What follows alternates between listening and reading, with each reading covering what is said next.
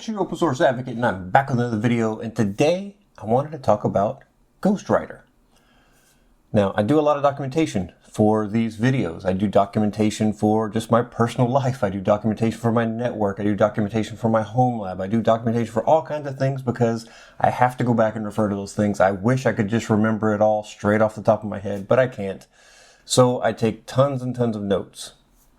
Now, I've used a lot of different notes apps over the years, and I started to realize either your notes were stuck in a database that if it got corrupted, you were kind of messed over, or they were just being put on the file system somewhere, so you just needed to know where they were. And then as I started using them more and more, I realized, okay, this should just be in my Nextcloud. That's where I want to store them. That's where it gets synced. It's on my local machine. It's on my Nextcloud. It's on any other machine I connect to it with. I can connect to it with my phone really easily. So that's how I've been doing it for several years. And I was just looking for something that was a good just Markdown editor to make it really easy, because I store my Nextcloud notes in Markdown. Nextcloud plays nicely with Markdown as well, and I'll show you that. But I wanted to talk about Ghostwriter because I was looking for one the other day just to help me with my note taking, and this was really nice. So very easy. It's open source. It's absolutely just super great. It installs super easily as well. And I wanted to talk about it. Now, this is download for Linux. If you were on Windows, it would detect that you were on Windows, and it would show you download for Windows, and I believe same thing for Mac OS. I'll have the links in the show notes and the description. Well, actually, the description, there probably won't be show notes for this because there's nothing to note.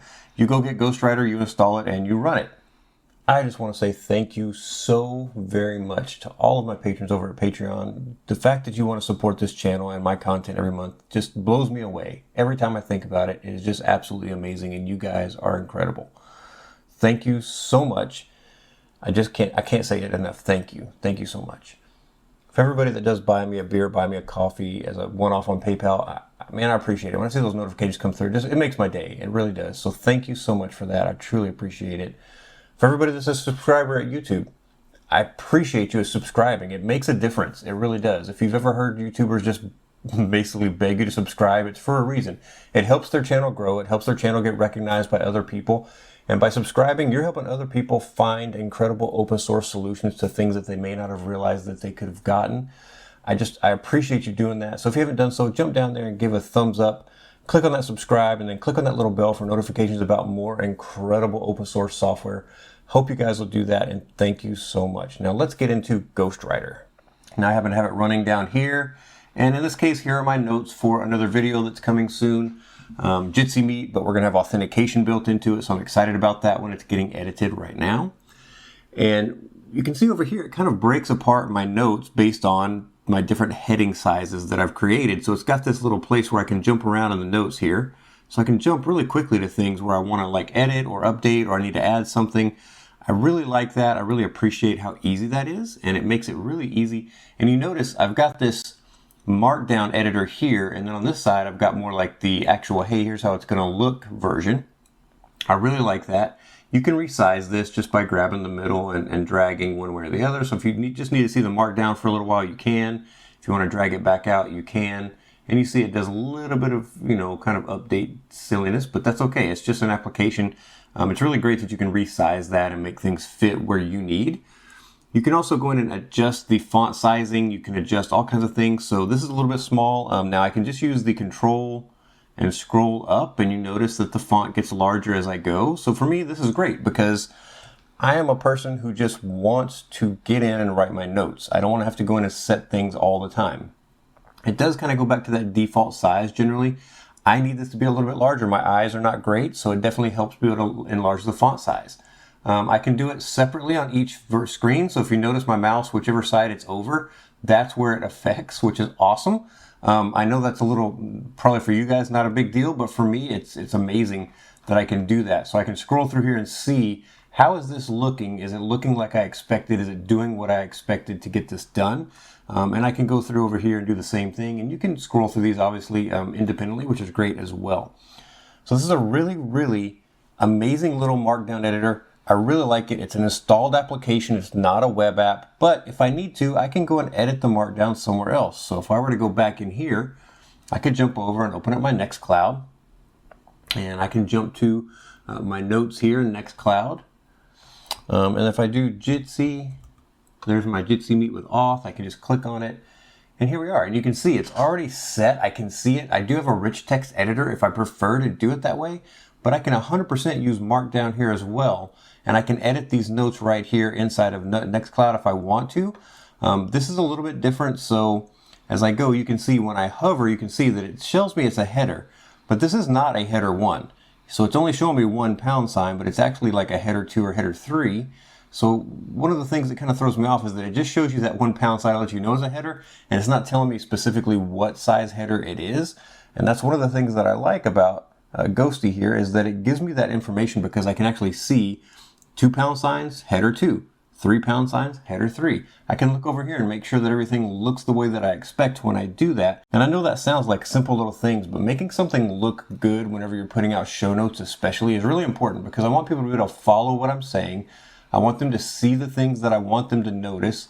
I want to make sure that they can pick out which areas I'm talking about are code blocks or things they need to change inside of an environment file or things like that. And for me, that's really important. And then for them to see the different sections and be able to jump and say, oh, I want to get to this section. Because inside of my book stack implementation, if you've ever looked at the left panel, you'll notice that it also gives you something like this, where you can actually jump around through the document pretty quickly so that you can get to the sections you're interested in. Maybe you don't need everything I've given you. Maybe you just want to get down to the bottom or something like that, and you can jump down and do that. So for Ghosty to be able to be set up like that, it really just makes, or Ghostwriter, this is Ghostwriter, not Ghosty, sorry, this is Ghostwriter. But for it to be able to be set up like that and be useful like that, I mean, what a great tool and a great way to do this. Now, there are other Markdown editors that do something very similar. Joplin has a layout like this, and you can use Markdown in Joplin. I've covered several. QONotes has a layout that you can set up like this as well. This one is easy. It's not tied to anything. It opens really quickly. It's a very nice editor, and I can open up multiple different ones at the same time. And it just works really clean. It's very lightweight, so I really like it quite a bit. I'm very happy with how it's been functioning. And you can change this layout. You don't have to have the 2-panel layout. So up here we've got the view, and right here you can say preview in HTML. Do I want to preview it in HTML? Yes or no? And if I uncheck it, you see now I get the full screen space to work on this, and it's kind of distraction free. That's a really nice little feature there. And then you can go back up here. Now you've got a hotkey for this as well. If you want to see it, it's Control-P, which is what you would normally say for print. But you can kind of see how's this going to look if I was to print it out. That is exactly what you're getting there. And then if we go back up here, you've got show the sidebar. So again, if I just click that, you see my navigation is gone, and I can bring that back with either a hotkey or just by clicking. Pretty great. And then you've got a few other things here. So you've got outline. So that's this thing over here, I think. So it's already there. And then you can continue down. So you've got statistics about all kinds of things that are collected about the system. This video is sponsored by me. That's right. Did you know that I wrote a novel? I did. And it's a science fiction novel. It follows a guy named Dave, who's a pretty normal guy with a normal job, who happens to fall into a little bit of a less normal job, but doesn't realize it. He goes on some incredible adventures. He has some really cool things that he has to get done. It's just a passion project. I think you're going to love it. It's an action. It's an adventure. It's just so much fun. I understand if you don't want to do Patreon or PayPal, but maybe you'd like to get something out of some money that you're donating back to me. So by buying a book, you're paying me back, and at the same time, you're getting something out of it. You can jump over to Amazon. I'll have links in the description. You can jump over and get the ebook, the paperback, or the hardcover. I'll have links for as many countries as I can get links for, so no matter where you are, you can get a copy of the book. It is English only. It has not been translated. I just do want to put that out there, but I hope you'll get it. I hope you'll enjoy it, and let me know that you enjoyed it as well. Now let's get back to the program. So here you've got your outline, and then over here you've got a little navigation for this kind of side panel. So if you click here, you get kind of their statistics, and then here's some more. And you can see your word count and your letter count, character count, things like that. And then over here you can see kind of what the information looks like and how you create this. It's kind of your shortcut list, I guess, for your Markdown, which is pretty handy. If you're not used to Markdown, that's a really handy thing to have. Down here you've got the gear icon. And again, it just gives you access to the same thing you have in the top menu. But if you decide you don't want to see the top menu, it would be down here on the bottom left. Pretty simple, pretty straightforward for you to get to.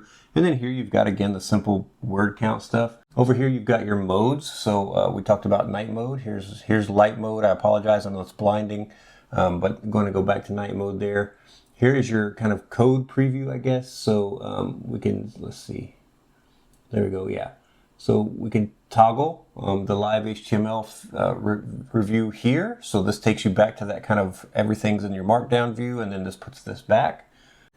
This one is Hemingway mode. So I don't know what that does. I mean, I can click it. It doesn't seem to do anything for me.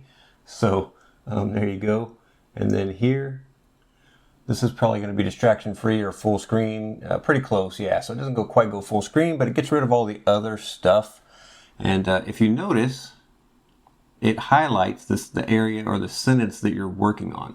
So it kind of dims everything else out behind it. This is a really interesting way to work if you're trying to focus on a single place. Yeah, I think that's pretty great. So if we go and click that again, it puts it back into our normal mode. So you've got a few different ways to switch modes. And then of course you've got the actual full screen mode here, and you can go into it. And then of course you can click there to get back out of it, or you can hit escape to get back out of it. So yeah, pretty great. I like that quite a bit. So now we've got it back to kind of the way it was when we started. But yeah, Ghostwriter, I think this is a really cool application. I just wanted to share it with you guys. I didn't want this to be a long video. There's nothing to go into in detail specifically, but what a great way to write, keep track of things, keep notes, keep whatever it is you're trying to write. I think the features here are just absolutely tremendous. I wanted to share it with you. I hope you enjoyed it.